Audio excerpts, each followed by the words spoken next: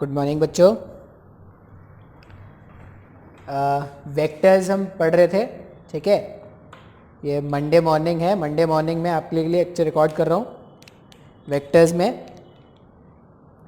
तो अभी तक हमने वेक्टर्स में क्या क्या सीख लिया था। हमने वेक्टर को ऐड करना सीख लिया, वेक्टर को सब्ट्रैक्ट करना सीख लिया। अच्छा, सबसे इंपॉर्टेंट टॉपिक पढ़ रहे थे हम। सबसे इंपॉर्टेंट टॉपिक क्या था?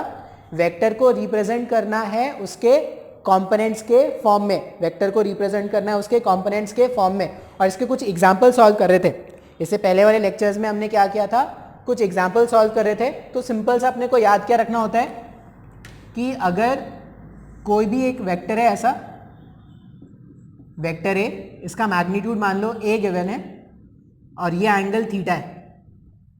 वेक्टर है ए वेक्टर और इसका मैग्नीट्यूड ए गिवन है और वो एक्स के पॉजिटिव से थीटा एंगल फॉर्म कर रहा है। तो याद क्या रखेंगे कि वेक्टर को रिजॉल्व करना है, और रिजॉल्व करने के लिए कौन कौन से हम इसके कौन कौन से कंपोनेंट बनाने वाले हैं? Rectangular component. रेक्टेंगुलर कंपोनेंट मतलब एक एक्स के साइड में अगर होगा, एक एक्स के साइड में अगर होगा तो दूसरा कहां पर होगा? वाई के साइड में होगा। ए वेक्टर को रिजॉल्व करेंगे और इसके दो कंपोनेंट्स बनाने वाले हैं, रेक्टेंगुलर कंपोनेंट्स, ठीक है। अच्छा, अब इसको जब आप रिजॉल्व करोगे, ए वेक्टर को रिजॉल्व कर दिया मतलब इसको हटा दिया, इसके प्लेस में ही तो दो नए वेक्टर ला रहे हैं ना। जैसे जब रिजल्टेंट करते थे तो दो वेक्टर को जोड़कर एक नया वेक्टर बनाते थे, ऐसा ही तो करते थे ना। तो या तो वो दो वेक्टर्स दिखाओ या जो नया जुड़ा हुआ वेक्टर है, जो नया रिजल्टेंट वेक्टर है वो दिखाओ। दोनों तो साथ में नहीं दिखा सकते ना। या तो वो दो इंडिविजुअल वेक्टर दिखा सकते थे या इनका रिजल्टेंट दिखा सकते थे, ऐसा ही कुछ होगा। अब यहां पे कंपोनेंट में जब रिजॉल्व करते हैं तो क्या करते हैं? कंपोनेंट में जब रिजॉल्व करते हैं तो वेक्टर को तोड़ देते हैं। तो या तो क्या करोगे, एक्चुअल वेक्टर दिखा दो या उनके कंपोनेंट दिखा दो। दोनों साथ साथ में तो नहीं दिखा सकते ना। तो ए वेक्टर के मुझे कंपोनेंट्स दिखाने हैं। अब ए वेक्टर के कंपोनेंट्स कैसे दिखाएंगे? कौन से कंपोनेंट के बारे में बात कर रहे हैं? जब भी अब मैं बोलूंगा कंपोनेंट्स मतलब रेक्टेंगुलर कंपोनेंट्स। क्यों? क्योंकि बाकी कंपोनेंट्स अपने मतलब के नहीं होते, अपने मतलब के रेक्टेंगुलर कंपोनेंट्स हैं।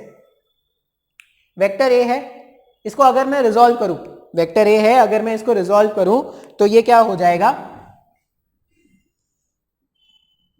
इस साइड आ जाएगा ए कॉस थीटा। मैंने बताया था जिससे एंगल फॉर्म होता है वहां पे कॉस कंपोनेंट आता है, और जिसके साथ एंगल नहीं फॉर्म हो रहा होता वहां पर साइन कंपोनेंट आता है। ऐसा कुछ मैंने बताया था क्या? तो इसके साथ एंगल फॉर्म हो रहा था तो ए कॉस थीटा, और इसके साथ एंगल फॉर्म नहीं हो रहा है तो ए साइन थीटा। अब वेक्टर ए को कंपोनेंट्स के फॉर्म में कैसे लिखते हैं?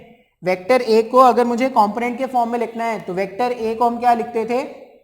Cos component, A cos theta, ये इसका कॉस कंपोनेंट हो गया। अच्छा, ये जो कॉस कंपोनेंट है वो एक्स एक्सिस के अलोंग है। एक्स एक्सिस के अलोंग है मतलब क्या करना पड़ेगा? डायरेक्शन के लिए आई कैप लिखेंगे क्या? और ये जो वाई एक्सिस के अलोंग कंपोनेंट है उसका मैग्नीट्यूड है ए साइन थीटा, और डायरेक्शन के लिए क्या लिखेंगे? जे कैप लिखेंगे क्या? हाँ या ना? सर ये मेरे को नहीं समझ में आया। ये मैंने इससे पहले लेक्चर में सिखाया था, ये एग्जाम्पल 1 हो गया मान लो। क्लियर है क्या? अच्छा, मान लो एग्जाम्पल 2 ऐसा बोले। आज के दिन में ना सिर्फ कंपोनेंट बनाना सीखना है अपने को। एग्जाम्पल 2 अलग अलग केस देखेंगे, अलग अलग केस के अपन क्या करने वाले हैं? कंपोनेंट बनाने वाले हैं। एग्जाम्पल 1 नोट कर लेना। एग्जाम्पल 2 ऐसा है, मान लो जो वेक्टर गिवन है, मान लो जो वेक्टर गिवन है, वो जो वेक्टर है वो कितने मैग्नीट्यूड का है? वेक्टर का मैग्नीट्यूड गिवन है मान लो 10, ठीक है। जो वेक्टर है उसका मैग्नीट्यूड गिवन है 10, और ऐसा बोल रहे हैं कि ये जो पूरा एंगल है वो कितना है? 120 डिग्री का है। बोल सकते हैं ऐसा? अच्छा, अब अगर ये पूरा एंगल 120 डिग्री का है, मुझे क्या करना है? इसको कंपोनेंट में रिजॉल्व करना है। अब ध्यान से देखना कैसे रिजॉल्व करेंगे। तो जब भी मैंने क्या बताया है, वेक्टर को रिजॉल्व करोगे तो कंपोनेंट्स कैसे दिखेंगे? मान लो ये वेक्टर ऐसा था, अगर वेक्टर ऐसा है रिजॉल्व करने पर कंपोनेंट ऐसे बनेंगे क्या? अगर वेक्टर ऐसा है रिजॉल्व करने पे कंपोनेंट ऐसा बनेंगे क्या? हाँ या ना? अच्छा, अब रिजॉल्व करने के लिए मुझे कौन सा एंगल चाहिए? यहाँ पे जो एंगल है 120 डिग्री वो इस वाले एक्सिस के साथ मेंशन्ड है ना। अगर ये 120 है और ये एंगल 90 डिग्री है हमारे पास, तो ये जो एंगल है ये 30 डिग्री का है क्या? हाँ या ना? ये जो एंगल है वो 30 डिग्री का है। अब ये ए वेक्टर, इसको अगर मैं रिजॉल्व करूं, ध्यान से देखना है, ये अगर ये ए वेक्टर इसको मैं रिजॉल्व करूं रिजॉल्व कर रहा हूं मतलब मैं इसको तोड़ रहा हूं ना। अब जब मैं इसको रिजॉल्व करूंगा तो इसके दो कंपोनेंट्स आएंगे, तो कंपोनेंट्स किधर किधर आएंगे, एक कंपोनेंट आएगा अगर वेक्टर ऐसा है तो टूट के ऐसा जाएगा क्या, तो एक कंपोनेंट आएगा ऊपर के साइड में इस तरह से और एक कंपोनेंट इस साइड से आएगा क्या, हाँ या ना। अच्छा अब एंगल कौन सा कंसीडर करेंगे, ये 120 डिग्री एंगल कंसीडर करेंगे या 30 डिग्री, 30 डिग्री कंसीडर करना चाहिए क्योंकि एक्सेस नियरेस्ट एक्सेस वाला देखो कि कौन सा एंगल है। ऐसे तुम 120 लिखोगे आई कैप जे कैप लिखोगे तब भी आंसर आएगा, लेकिन उतना कॉम्प्लिकेट नहीं करते, ऐसा करते हैं, ऐसा समझ लो कि इसके साथ इसने 30 डिग्री फॉर्म किया है, अगर इसके साथ इसने 30 डिग्री फॉर्म किया तो जिसके साथ एंगल फॉर्म होता है वहां पे कॉस कंपोनेंट होता है क्या, तो देखो ए वेक्टर को कैसे लिख सकते हैं, ध्यान से देखना है अपने को, 10 cos 30, 10 cos 30, इसको जब मैं रिजॉल्व करूंगा इस तरफ कॉस कंपोनेंट आ गया और ये y का पॉजिटिव है ना, y का पॉजिटिव के लिए डायरेक्शन क्या रखते हैं जे कैप, 10 cos 30 जे कैप। अच्छा उसी तरह ये कंपोनेंट अगर मुझे देखना है x एक्सिस के अलोंग जो है तो इसमें वैल्यू कितना हो गया 10 sin 30 हो जाएगा और इसका जो डायरेक्शन है वो x के नेगेटिव में है क्या, अगर डायरेक्शन x के नेगेटिव में है तो माइनस आई कैप। अब sin 30 cos 30 का वैल्यू पुट कर दोगे तो वेक्टर को अपन ने लिख दिया क्या इसके कंपोनेंट्स के फॉर्मेट में, हाँ या ना। ये एग्जाम्पल 1 और एग्जाम्पल 2, जैसे जैसे मैं एग्जाम्पल्स बताता जा रहा हूं आप क्या करोगे सिंपली नोट डाउन कर लोगे, इसको अगर आप सिंप्लीफाई करोगे ना तो कोई कितना आ जाएगा। मैं इसमें एक और तरीका बता दूंगा तुमको, ये वो रहने दो, वो कॉम्प्लिकेटेड होगा वो छोड़ दो, ये आसान तरीका ही देखते हैं। याद क्या रखना है, वेक्टर जो होगा, वेक्टर में हमेशा मैं बोलूंगी जब वेक्टर को रिजॉल्व करना है, वेक्टर अगर ऐसा है तो नियरेस्ट एक्सिस में रिजॉल्व कर दो, वेक्टर अगर ऐसा है तो नियरेस्ट एक्सिस में रिजॉल्व कर दो।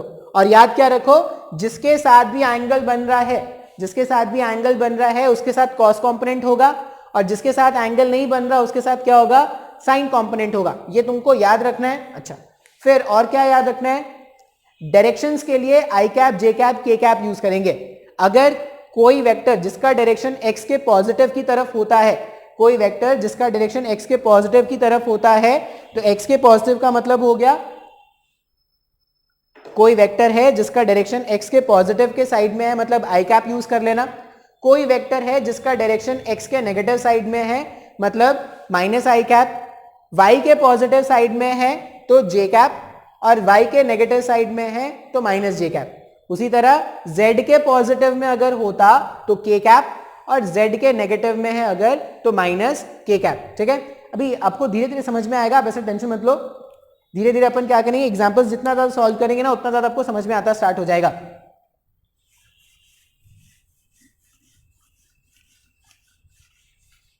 ये डस्टर बहुत बेकार है यार, डस्टर चेंज क्यों नहीं कर रहे, मेरे को समझ में नहीं आ रहा है।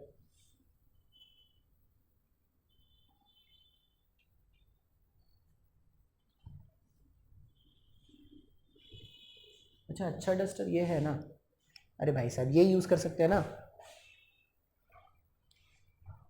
इसको रखो इधर, कैमरा चेंज नहीं होना चाहिए, कैमरा चेंज हो रहा है, अरे यार कैमरा खराब हो गया।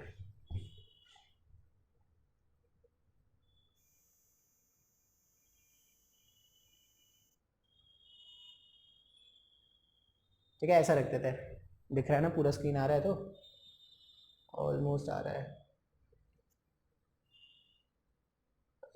एडिट करना पड़ेगा ये।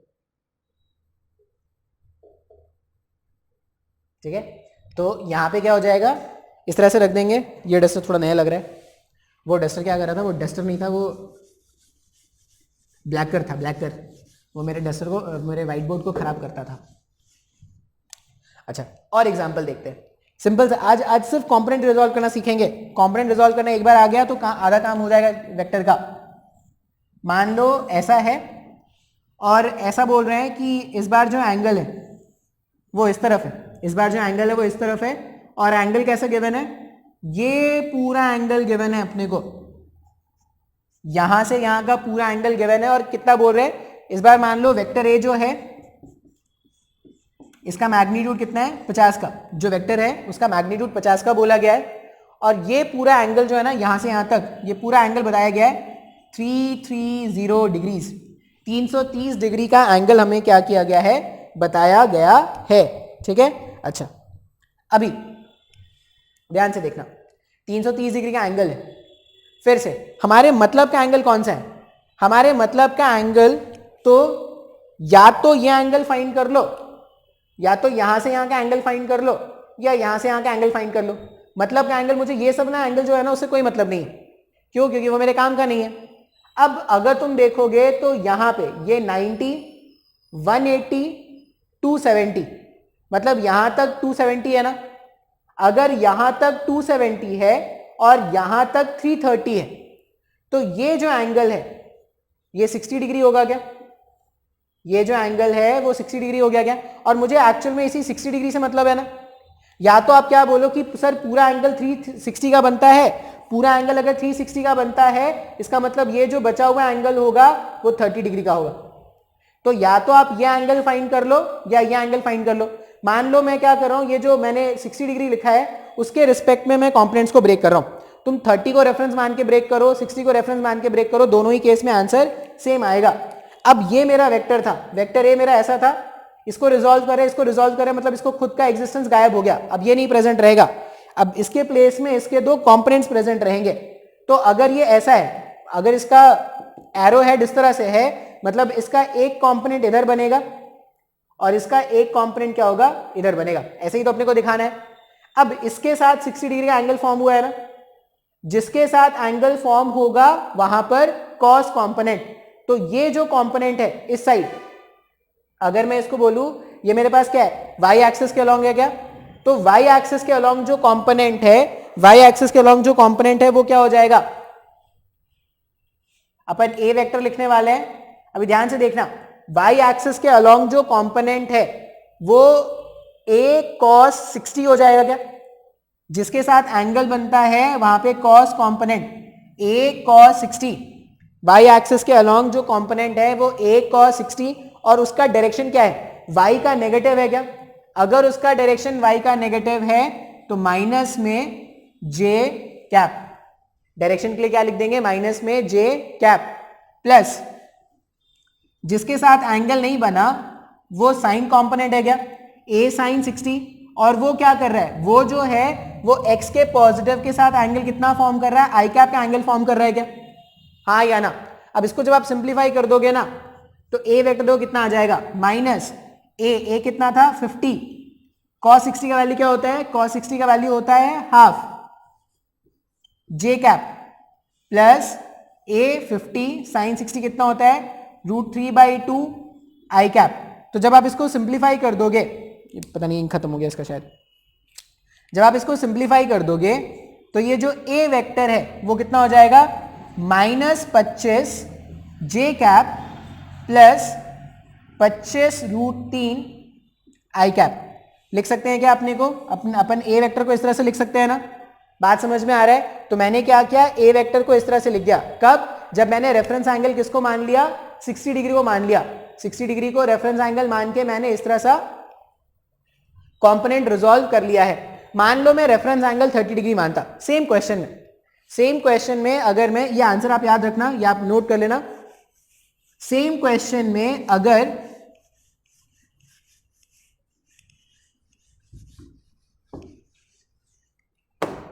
सेम क्वेश्चन सेम डायग्राम में अगर मैं रेफरेंस एंगल 30 डिग्री को मान रहा हूं, reference angle 30 degree, same question में अगर रेफरेंस एंगल में 30 डिग्री को मान रहा हूं तो 30 डिग्री का रेफरेंस एंगल, अब 30 डिग्री का रेफरेंस एंगल तो ये 30 डिग्री हो गया क्या, ये 30 डिग्री है अगर, तो इसका इधर जो कंपोनेंट आएगा, अब वो कॉस कंपोनेंट आ जाएगा ना, तो क्या लिख देंगे, ये हो जाएगा a cos 30, और इधर जो कंपोनेंट आएगा वो क्या हो जाएगा, a sin 30 हो जाएगा क्या?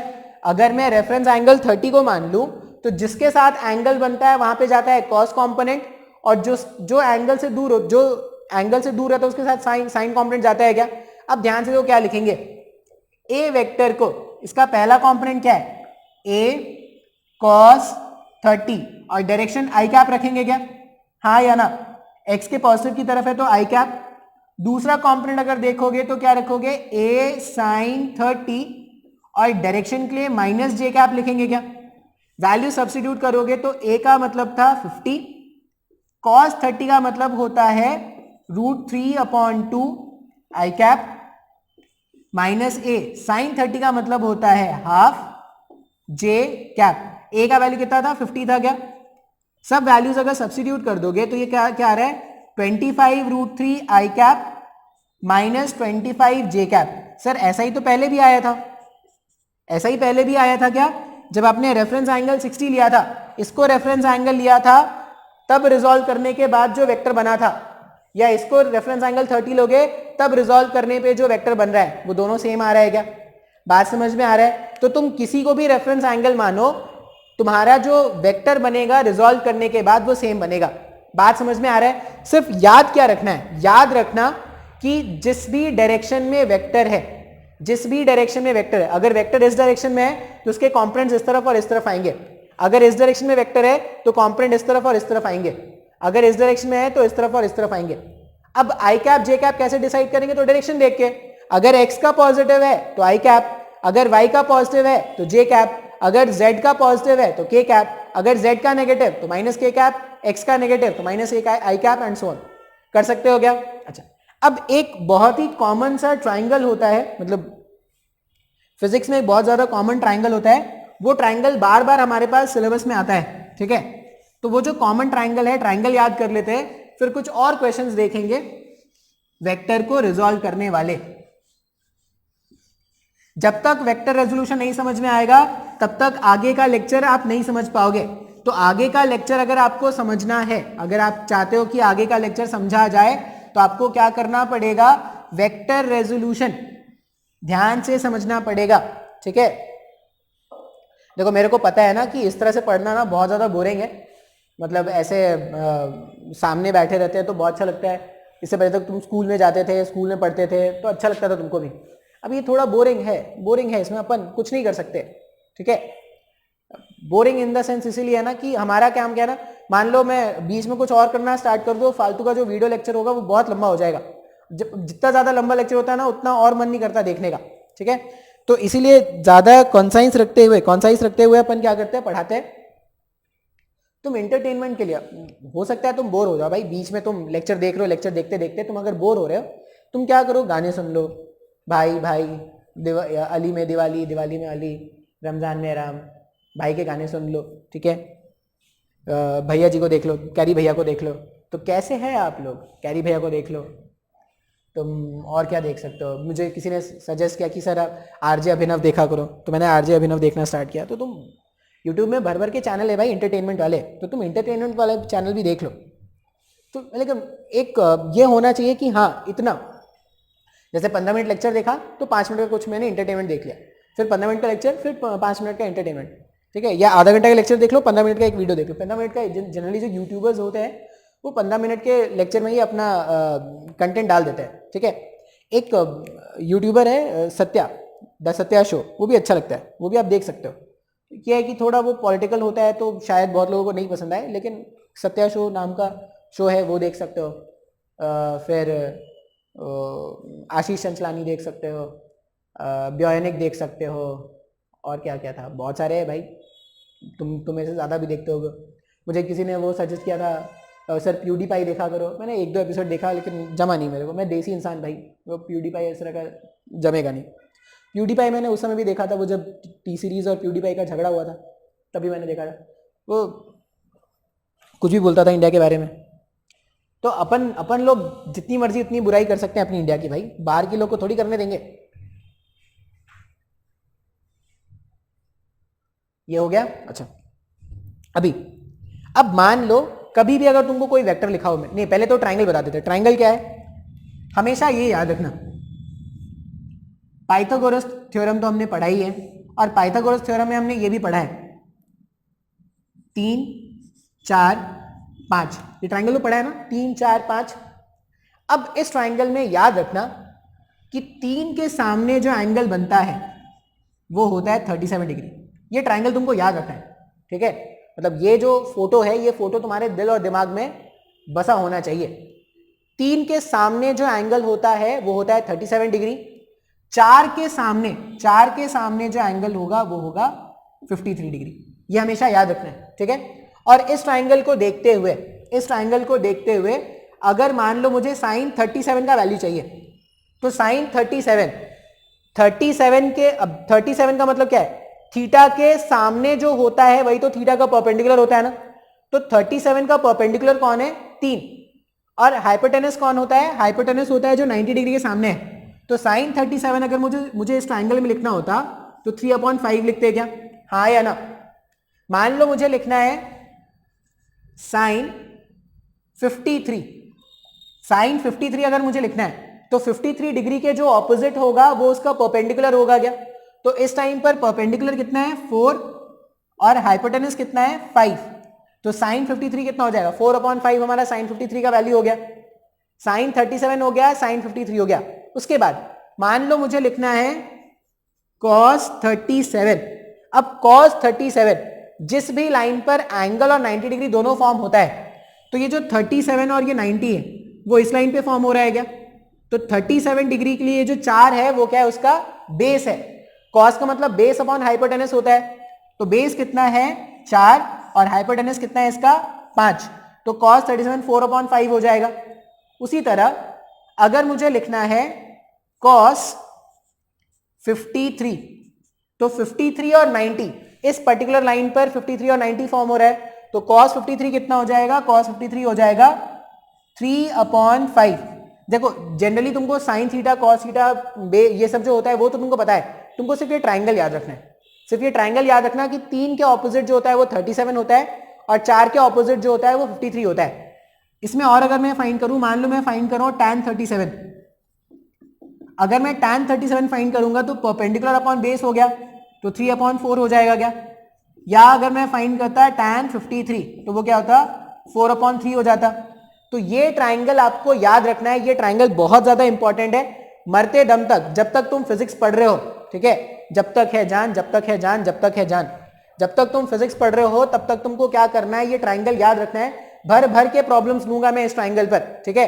तुमको बेसिक जो तुम्हारे ट्रिग्नोमेट्रिक वैल्यूज है 30 डिग्री, 60 डिग्री, 45 डिग्रीज, ये तो तुमको बेसिक अपने वैल्यूज याद रखने हैं। साथ ही साथ तुमको ये वैल्यू भी याद रखना है।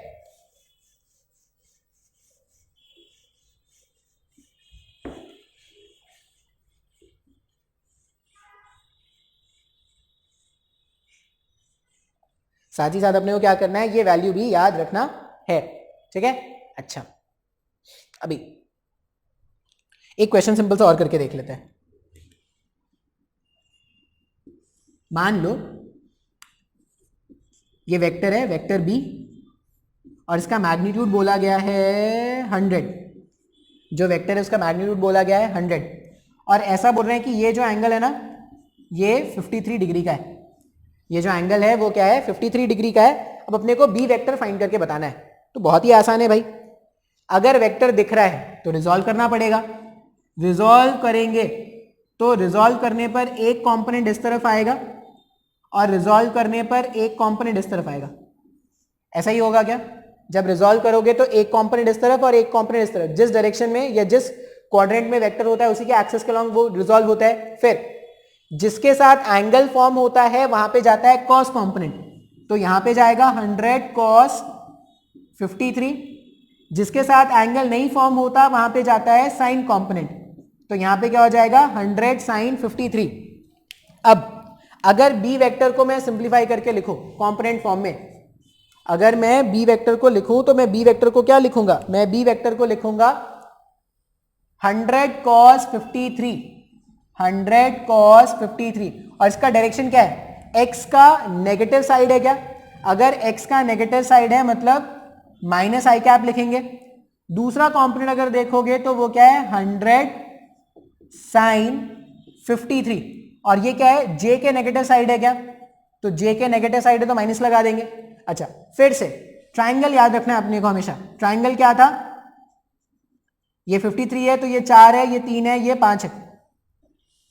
अब बी वेक्टर मुझे लिखना है -100 cos 53, cos 53 का वैल्यू 3/5 है क्या, आई कैप माइनस 100 sin 53, sin 53 का वैल्यू 4/5 हो जाएगा, जे कैप।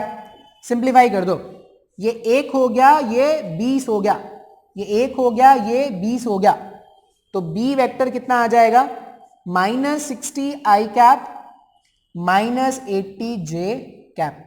ये हमारे पास बी वेक्टर हो गया। तो बहुत ही आसान है क्या, वेक्टर्स को कंपोनेंट के फॉर्म में लिखना, वेक्टर्स को कंपोनेंट के फॉर्म में लिखना बहुत ही आसान है। सिर्फ अपने को क्या याद रखना है, अपने को याद रखना है कि डायरेक्शन कैसे दिखाना है, जिसके साथ एंगल बनता है वहां पे लगा देंगे कॉस कंपोनेंट, और जिसके साथ एंगल नहीं बन रहा वहां पे क्या जाएगा, वहां पे चला जाएगा साइन कंपोनेंट। ठीक है, तो इतना नोट कर लेते हैं।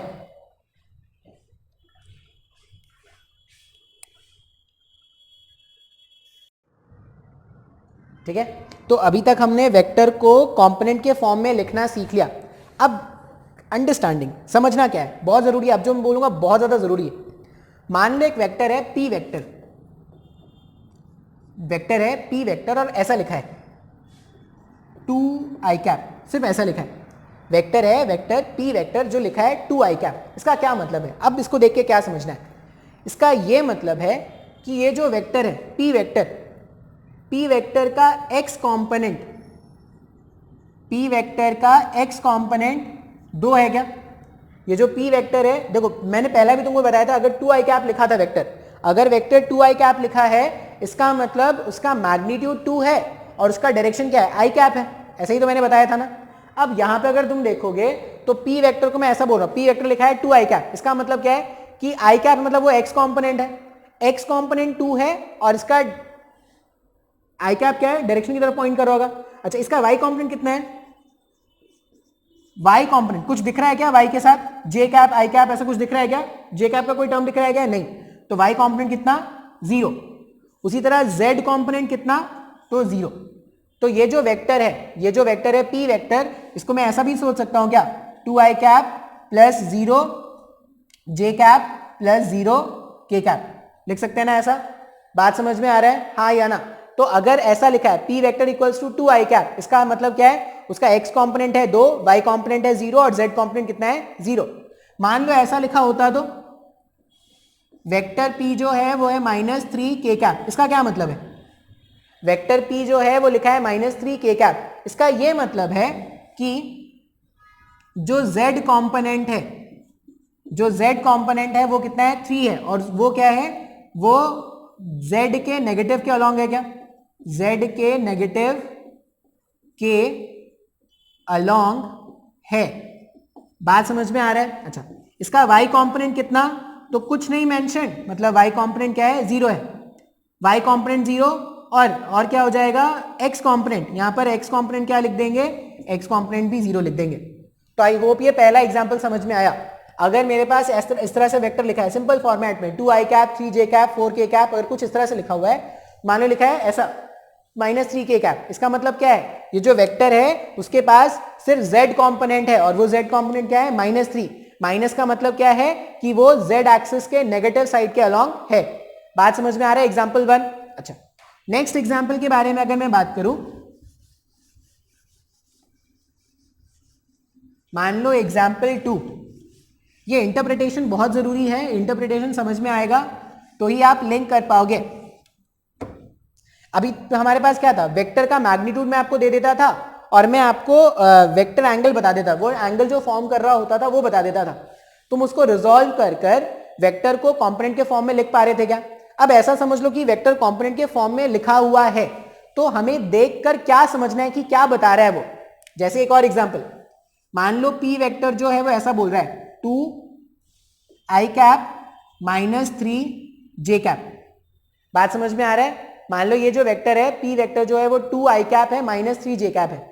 अब इसका क्या मतलब होगा कि इसका जो एक्स कंपोनेंट है, इसका जो एक्स कंपोनेंट है वो 2 है और इसका जो वाई कंपोनेंट है, इसका जो वाई कंपोनेंट है वो -3 है क्या, हाँ या ना। अब ये डायग्राम, ये जो लिखा हुआ था उसको देख के मैंने ये लिख दिया, ये वेक्टर दिखता कैसा होगा। अब वेक्टर दिखता कैसा होगा वो देखो, ध्यान से देखना एकदम। एक्चुअल में क्या है, ये एक वेक्टर है क्या, 2 आई कैप एक वेक्टर है या नहीं है, सर 2 आई कैप एक वेक्टर है, और -3 जे कैप ये भी एक वेक्टर है क्या। तो एक्चुअल में ये जो पी वेक्टर है, थोड़ा मुश्किल लगेगा लेकिन आपको समझना है, ये एक्चुअल में ये जो 2 आई कैप है प्लस -3j कैप, तो ये दो वेक्टर का वेक्टर सम ही तो p वेक्टर है ना। बहुत मुश्किल लग रहा है सर। हमने क्या बोला कि मेरे पास ऐसा लिखा है 2i कैप -3j कैप, तो एक तो आप इसको ऐसा समझ लो कि इसमें x कॉम्पोनेंट कितना है, x कॉम्पोनेंट 2 है और y कॉम्पोनेंट कितना है -3 है। एक तो ये समझ सकते हैं, या अगर मैं इसको अलग अलग वेक्टर मान लूं तो मैं क्या बोलूंगा, एक वेक्टर है 2i कैप और दूसरा वेक्टर है -3j कैप, और इन दोनों का जो वेक्टर सम होगा वही p वेक्टर होगा क्या, हाँ या ना। तो ये वेक्टर सोचो कैसा दिखेगा। मुझे एक वेक्टर बनाना है 2i कैप, तो मैंने क्या किया, एक वेक्टर बनाया 2i कैप, इस तरह बना देते हैं। इस तरह से मैंने एक वेक्टर बना दिया, ये वेक्टर क्या है, ये वेक्टर 2i कैप हो गया क्या, हाँ या ना। मैग्नीट्यूड को 2 मतलब इतने लेंथ को मैंने 2 मान लिया और डायरेक्शन की i कैप रख दिया। फिर मुझे दूसरा वेक्टर दिखाना है -3j कैप, इतना कुछ लेंथ मान लेते हैं और ये डायरेक्शन क्या है, j कैप के अलॉन्ग हो गया क्या। अब देखो एक वेक्टर 2i कैप है, दूसरा वेक्टर -3j कैप है, इन दोनों का जो रिजल्टेंट होता, इन दोनों का जो रिजल्टेंट होता, ये जो रिजल्टेंट होता parallelogram law of vector addition से, यही p वेक्टर होता गया। इसी p वेक्टर को जब रिजॉल्व करते तो 2i कैप -3j कैप के फॉर्म में लिखते हैं, या वेक्टर अगर रिजॉल्व करके लिखा हुआ है तो ये सोच सकते हैं क्या, मतलब ऐसा समझो कि अगर ये गिवन है, अगर ये गिवन है और ये एंगल पता है तो 2i कैप -3j कैप के फॉर्मेट में लिख सकते हैं, और अगर 2i कैप -3j कैप के फॉर्मेट में लिखा है तो इस तरह से इंटरप्रिटेशन कर सकते हैं क्या। ये इंटरप्रिटेशन करना बहुत जरूरी है, अगर ये इंटरप्रिटेशन नहीं कर पाओगे तो आप वेक्टर कंपोनेंट नहीं सीख पा रहे हो। अगर तुमको इसमें प्रॉब्लम हो रहा है, मतलब लेक्चर तुमने ढंग से नहीं देखा है, वापस पीछे जाओ फिर से देखो, बात समझ में आ रहा है। एक और एग्जांपल करके देखते हैं। मान लो मैं बोलूं कि मेरे पास जो वेक्टर है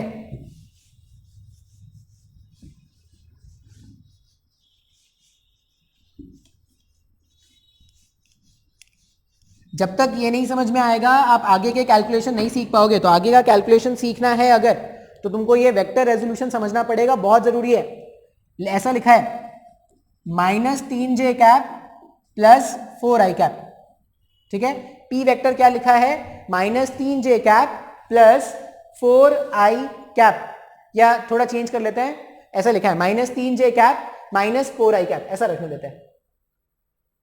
और मुझे क्या करना है, ये ऐसा गिवन है। अब इसको देख के सबसे पहला आइडिया अपने को क्या मिल रहा है, सबसे पहला आइडिया तो ये मिल रहा है कि p वेक्टर के दो कंपोनेंट है, p वेक्टर के दो कंपोनेंट है। j कैप मतलब इसका y कंपोनेंट, इसका y कंपोनेंट कितना है -3, या सिर्फ 3 भी लिखोगे चलेगा, और इसका x कंपोनेंट कितना है, इसका x कंपोनेंट क्या है -8। ये माइनस माइनस में डायरेक्शन के लिए लिख रहा हूं कि आपको डायरेक्शन में प्रॉब्लम ना हो। अब y कंपोनेंट 3 है, x कंपोनेंट कितना है 4 है। इसका डायग्राम सोचते हैं कि वेक्टर दिखता कैसा होगा।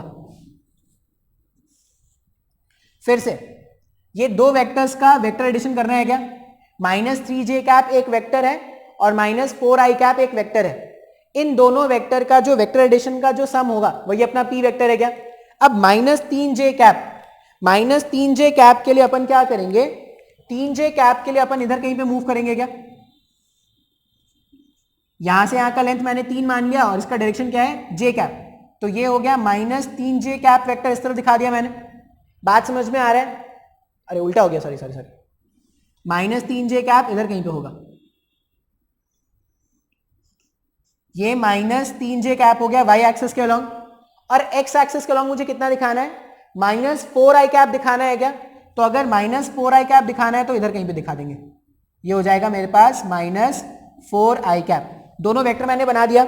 अब इन दोनों का जो रिजल्टेंट है, इन दोनों का जो रिजल्टेंट है वही तो p वेक्टर है। रिजल्टेंट बनाने के लिए क्या करोगे, पैरेललोग्राम कंप्लीट कर लो। इस तरह से मैंने पैरेललोग्राम कंप्लीट कर लिया। पैरेललोग्राम कंप्लीट कर लिया तो जो रिजल्टेंट है ये बनेगा क्या, रिजल्टेंट। बात समझ में आ रहा है, मतलब ये जो p वेक्टर है इसको रिजॉल्व करते तो एक कॉम्पोनेंट इधर और एक कॉम्पोनेंट इधर आता ना। आई होप ये तुमको समझ में आ रहा होगा, क्लियर है क्या। अच्छा, मान लो इसको थोड़ा और कॉम्प्लिकेट करें।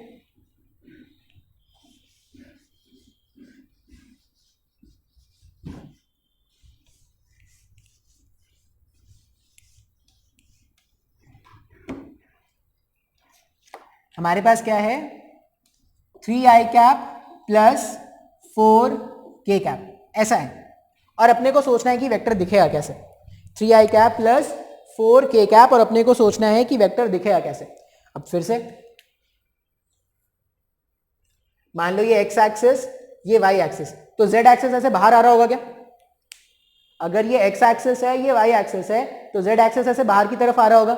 बाहर की तरफ जो आएगा वो क्या हो जाएगा? वो अपना जेड एक्सिस हो जाएगा। अच्छा, अभी हमें जो वेक्टर बनाना है, उसका एक कंपोनेंट तो 3 आई कैप है, एक कंपोनेंट 3 आई कैप है। अब इसको अगर मैं इंटरप्रेट कर रहा हूं तो इंटरप्रेट करने पे क्या बोलेंगे कि इसका एक्स कंपोनेंट कितना है? इसका एक्स कंपोनेंट है 3, वाई कंपोनेंट कितना है? वाई कंपोनेंट कुछ नहीं मेंशन, मतलब 0 है, और जेड कंपोनेंट कितना है? तो जेड कंपोनेंट इसमें कितना है? 4 है। बोल सकते हैं क्या ऐसा? अच्छा, अभी अपने को करना क्या है? तो अपने को ये वेक्टर दिख कैसा रहा होगा वो एनालाइज करना है, वो सोचना है। तो यहां पे अगर ध्यान से देखोगे तो x में कितना चलना था? x में 3 आई कैप है क्या? मतलब एक वेक्टर मैंने बना दिया इस डायरेक्शन में जो क्या है? 3 आई कैप। अच्छा, अब जो दूसरा वेक्टर है वो प्लेन के बाहर होना है क्या? अब डायग्राम एकदम ध्यान से सोचना, मैं डायग्राम कैसे बना रहा हूं। मेरे पास पहला वेक्टर 3 आई कैप मैंने इधर बना दिया, दूसरा वेक्टर प्लेन से ऐसे बाहर होने वाला है क्या? जो दूसरा वेक्टर है वो प्लेन से बाहर होने वाला है, और अगर ये प्लेन से बाहर हो गया तो पहला वेक्टर ये है, दूसरा वेक्टर ये है, पैरेललोग्राम ऐसे कंप्लीट हो गया बाहर की तरफ, पैरेललोग्राम बाहर की तरफ कंप्लीट हुआ, तो ये मेरा इस बार पी वेक्टर होगा क्या? बात समझ में आ रहा है? 3 आई कैप तो मैंने प्लेन में बना दिया क्योंकि वो क्या था? एक्स एक्सिस था। के कैप का मतलब क्या होगा? प्लेन के बाहर हो जाएगा, तो प्लेन के बाहर इस तरह से बना सकते हैं ऐसा। ये मेरे पास 4 के कैप हो गया। अब इसको ऐसे ज्वाइन कर दोगे तो पैरेललोग्राम ऐसे कंप्लीट हो जाएगा प्लेन के बाहर आके, तो रिजल्टेंट कुछ ऐसा बनेगा क्या? बात समझ में आ रहा है? तो वो अपना पी वेक्टर हो गया।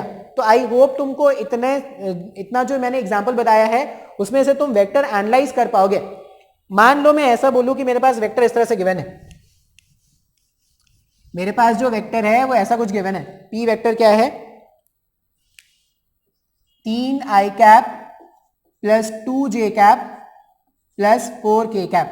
अभी एक्स कॉम्पोनेंट कितना है? एक्स कॉम्पोनेंट है 3, वाई कॉम्पोनेंट कितना है? वाई कॉम्पोनेंट है 2, जेड कॉम्पोनेंट कितना है? जेड कॉम्पोनेंट है 4। अभी मैंने 3 कॉम्पोनेंट बनाए हैं क्या? अच्छा, 3 कॉम्पोनेंट। जब भी वेक्टर को प्लेन में रिजॉल्व करते थे, तो उसके कितने कंपोनेंट बना सकते थे? रेक्टेंगुलर कंपोनेंट सिर्फ 2 बना सकते थे क्या? और जब वेक्टर को प्लेन में रिजॉल्व करते हैं, जब वेक्टर को प्लेन में रिजॉल्व करेंगे तो उसके कितने कंपोनेंट बना सकते हैं? उसके 3 कंपोनेंट बना सकते हैं क्या? 3 रेक्टेंगुलर कंपोनेंट, 3 एक्सिस है तो 3 रेक्टेंगुलर कंपोनेंट, एक्स की तरफ, वाई की तरफ और जेड की तरफ 3 कंपोनेंट बना सकते हैं क्या? तो यहां पर मैंने क्या किया? वेक्टर को स्पेस में लिया है। तीनों कंपोनेंट अगर दिख रहे हैं ना तो समझ जाना वेक्टर क्या है? स्पेस में। एक्स कंपोनेंट है 3, वाई कंपोनेंट है 2 और जेड कंपोनेंट कितना है? 4। अब ये देखते हैं कि ये दिखता कैसा होगा वेक्टर। एक्स कंपोनेंट कितना था? 3, एक्स कंपोनेंट है 3 और वाई कंपोनेंट है 2। एक्स कंपोनेंट है 3 आई कैप, एज इट इज रहने दिया। वाई कंपोनेंट है 2 जे कैप और जेड कंपोनेंट क्या है? तो जेड कंपोनेंट 4 है क्या? अब एकदम ध्यान से देखना भाई, एनालाइज करने सीखना है अपने को। एक्स कंपोनेंट इस तरफ है, वाई कंपोनेंट इस तरफ है और जेड कंपोनेंट इस तरफ है, ठीक है? अभी सिर्फ ये 2 कंपोनेंट अगर मैं देखूं, मैं मान लो मैं इसको नहीं देख रहा, अगर तो 3 आई कैप और 2 जे कैप, 3 आई कैप और 2 जे कैप, इनका जो रिजल्टेंट है वो ये वेक्टर बनेगा क्या? मैं 4 के कैप अभी देख ही नहीं रहा, 4 के कैप जो वेक्टर मैं नहीं देख रहा, क्यों? क्योंकि एट अ टाइम तो किसी 2 वेक्टर को ही ऐड कर सकते हैं ना। तो अगर मैं 3 आई कैप और 2 जे कैप को ऐड करूंगा तो ये रिजल्टेंट आ जाएगा क्या? अब मेरे पास क्या है? इन दोनों को मैंने हटा दिया, इन दोनों को रिप्लेस करके ये वेक्टर लगा दिया गया। अब एक वेक्टर मेरे पास इस तरफ है, ये वेक्टर क्या है मेरे पास? ये वेक्टर है मेरे पास 3 आई कैप प्लस 2 जे कैप का वेक्टर है। तो मैंने 2 वेक्टर को ऐड करके एक सिंगल वेक्टर बना दिया। और जो दूसरा वेक्टर है 4 के कैप, वो ऐसे बाहर की तरफ होगा क्या? अब फिर से अगर आप पैरेललोग्राम कंप्लीट करोगे तो ऐसे बाहर आना पड़ेगा, ऐसे बाहर आना पड़ेगा, तो रिजल्टेंट ऐसा कुछ बनेगा क्या? सर नहीं इमेजिन कर पा रहे हैं, ध्यान से देखो भाई, इमेजिनेशन नहीं कर पाओगे, नहीं समझ में आएगा। ये मेरे पास एक वेक्टर है 3 आई कैप प्लस 2 जे कैप, पहले 2 वेक्टर को ज्वाइन करके मैंने एक वेक्टर बना दिया 3 आई कैप प्लस 2 जे कैप। अब ये मेरे पास तीसरा वेक्टर है जो क्या है 4k कैप, एक वेक्टर इधर है और एक वेक्टर से प्लेन के बाहर आ रहा है। पैरेललोग्राम इस तरह से बनेगा क्या? अगर ये पैरेललोग्राम बना तो डायगोनल ये बन जाएगा क्या? मतलब जो वेक्टर है वो एक्चुअल में ऐसा कुछ दिख रहा है, स्पेस में दिख रहा है क्या? 3 डायमेंशन में दिख रहा है ना। अभी तक जो भी वेक्टर बनाते थे वो सब प्लेन में बना रहे थे। अगर वेक्टर एक्स वाई प्लेन में है तो उसके कंपोनेंट्स कहां पे आएंगे? एक्स और वाई प्लेन में आएंगे। लेकिन अगर वेक्टर स्पेस में है, अगर वेक्टर स्पेस में है तो एक्स कंपोनेंट भी आएगा, वाई कंपोनेंट भी आएगा और जेड कंपोनेंट भी आएगा। बात समझ में आया है क्या? तो हमेशा याद रखना, याद क्या रखना है कि अगर एक वेक्टर के कंपोनेंट्स, रेक्टेंगुलर कंपोनेंट्स प्लेन में देख रहे हैं तो कितने रेक्टेंगुलर कंपोनेंट्स बनेंगे? तो उसके 2 रेक्टेंगुलर कंपोनेंट्स बनेंगे। लेकिन अगर कोई वेक्टर स्पेस में है, कोई वेक्टर स्पेस में है और अगर आप उसको उसके रेक्टेंगुलर कंपोनेंट्स बनाओगे तो स्पेस में किसी वेक्टर के कितने रेक्टेंगुलर कंपोनेंट्स बना सकते हैं? तो 3 बना सकते हैं, एक्स के अलोंग, वाई के अलोंग, जेड के अलोंग। बात समझ में आ रहा है क्या? हाँ या ना? अब तुम कुछ भी लिखो और वेक्टर एनालाइज करना स्टार्ट करो। कुछ भी मतलब तुम ये लिख दो -2i cap -3j cap +4k cap. ठीक है, मान लो ये वेक्टर जिसको मुझे एनालाइज करना है, तो पहले अगर तुम देखोगे तो -2i कैप क्या है? -2i कैप इधर हो गया, ये मेरे पास -2i कैप हो गया, फिर ये -3j कैप हो गया। इन दोनों का जो रिजल्टेंट होता वो ऐसा होता गया। वापस से 4k कैप बाहर की तरफ है, 4k कैप ये वेक्टर और ये वेक्टर, पैरेललोग्राम इस तरह से कंप्लीट होता तो रिजल्टेंट ऐसा कुछ बनता क्या? बात समझ में आ रहा है? तो जब भी वेक्टर को अगर कंपोनेंट के फॉर्म में लिखना है तो वेक्टर जानना होगा, वेक्टर का मैग्नीट्यूड जानना है और उसने कितना एंगल फॉर्म किया ये जानना है। पहला टाइप का क्वेश्चन ये हो जाएगा। दूसरा टाइप का क्वेश्चन क्या होगा? अगर वेक्टर इस तरह से लिखा हुआ है तो आपको समझ में आना क्या चाहिए कि ये इसका एक्स कंपोनेंट है, ये वाई कंपोनेंट है और ये जेड कंपोनेंट है, और इसका जो डायग्राम है ये दिखता कैसा होगा वेक्टर, ये वेक्टर दिखता कैसा होगा वो क्या करेंगे? इमेजिनेशन करके बनाएंगे। तो आज का लेक्चर बहुत ज्यादा इंपॉर्टेंट है। आज का लेक्चर इससे पहले वाले दिन का लेक्चर बहुत ज्यादा इंपॉर्टेंट है। एकदम ध्यान से ये लेक्चर्स को देखना, नहीं समझ में आए तुम डाउट पूछो।